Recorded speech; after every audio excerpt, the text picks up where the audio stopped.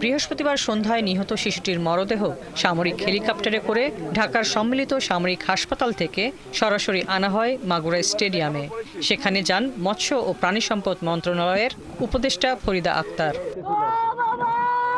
এখন ওর মায়ের পাশে, ওর পরিবারের পাশে দাঁড়ানো দরকার, আর মেয়েটা যেন সম্মানটা পায় এবং আর কোনো মেয়ে যেন এই অবস্থায় না পড়ে। এরপর অ্যাম্বুলেন্সে শিশুটির মরদেহ শহরের নোমানী ময়দানে নিয়ে যাওয়া হয়।